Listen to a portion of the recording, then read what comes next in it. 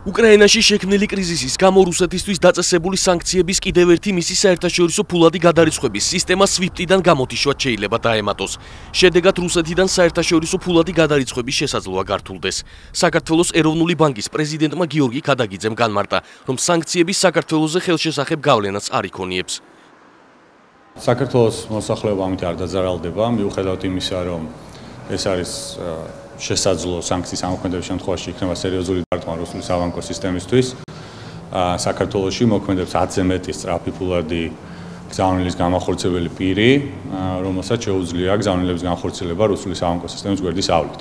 ესაც შეეხება მოსახლეობას, ვინც გზავნილებზეა მეტნაკლებად დამოკიდებული, ხოლო ბიზნესის დამოკიდებულებას მთლიანად რუსულ ეკონომიკაზე გვახსოვს ჩვენ 2006 წლის ემბარგოს შემდეგ საქართველოს ეკონომიკის დამოკიდებულება რუსეთზე არის პრაქტიკულად მინიმალური და შესაბამისად შემიძლია კიდევ ერთხელ გავიმეორო, რომ ჩვენი მოსახლეობა შეუძლია ამ საკითხთან დაკავშირებით დანერგინებულიყოს.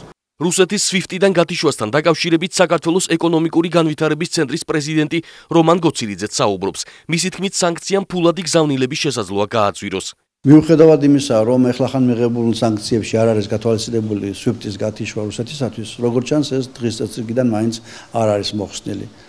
ამის დამადასტურებლად ისიც გამოდგება, რომ რუსეთის ბანკებმა ინტენსიურად დაიწყეს საკორესპონდენტო ანგარიშების გახსნა აზიის ბანკებში, ჰონკონგში, სინგაპურში, ჩინეთში, მალაიზიაში და ფაქტობრივად ისინი სათადარიგო, ასე ვთქვათ, მოედანს იქმნიან მოსალოდნელი სანქციების გაძლიერების შემთხვევაში. რაც შეეხება ზარალს, რა თქმა უნდა, რუსეთისთვის ეს იქნება უზარმაზარი ზარალი, რომელიც ფინანსურ სისტემას დაანგრევს, მაგრამ გარკვეული ხასიათის ზარალი, რა თქმა უნდა, მიადგება მსოფლიო საბანკო სისტემასაც. პირველ რიგში დაზარალდება დიდი ბრიტანეთი და ლონდონი, როგორც მსოფლიო ფინანსური ცენტრი, მაგრამ გასაკვირია და მისასალმებელია, რომ SWIFT-ის გათიშვის ინიციატივა მოდის სწორედ დიდი ბრიტანეთიდან და მისი პრემიერ-მინისტრი იყო ინიციატორი აი ამ სადამჟელო სანქციებისა.